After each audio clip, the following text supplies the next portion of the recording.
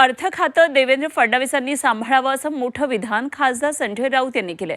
सध्या अर्थ खातं सांभाळतील असा एकही नेता राज्यात नाहीये आणि त्यामुळे अर्थ खातं फडणवीसांकडे ठेवणं यातच राज्याचं शहाणपण आहे असं संजय राऊत यांनी म्हटलंय।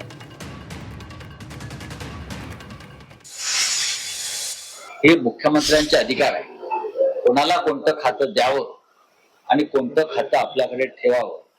या क्षणी इतकं सांगेन की अर्थ खातं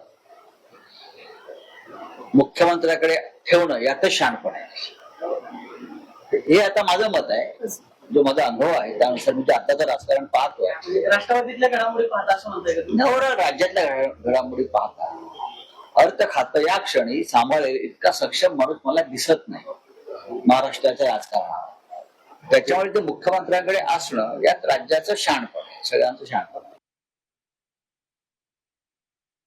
संजय राऊतांनी सांगायची गरज नाही की शहाणपणाचं लक्षण काय आहे आणि मूर्खपणाचं लक्षण काय। संजय राऊत हे स्वतः मूर्खांचे सरदार आहेत, मूर्खपणा रोज करत असतात। देवेंद्रजी फडणवीस सक्षम आहेत की अर्थ खातं कोणाकडे ठेवायचं, आणखी कुठलं खातं कोणाकडे ठेवायचं याचा निर्णय मुख्यमंत्र्यांचा असतो, तो संजय राऊतांचा नसतो।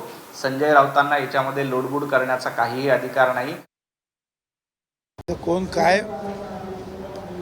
काय संजय राऊत सांगणार आणि खातं वाटप होणार असेल तर संजय राऊतकडे जाऊन सांगू बाबा तू काहीतरी कर म्हणून। कशाला ते बोलतायत, जे आहे ते बघतील अंतर्गत काय आहे ते। सुनेत्रा ताई आहेत त्या जातील मुख्यमंत्र्यांशी बोलतील, बाकी दुसरं बाहेरून कोणी बोलून काय फरक पडणार आहे का?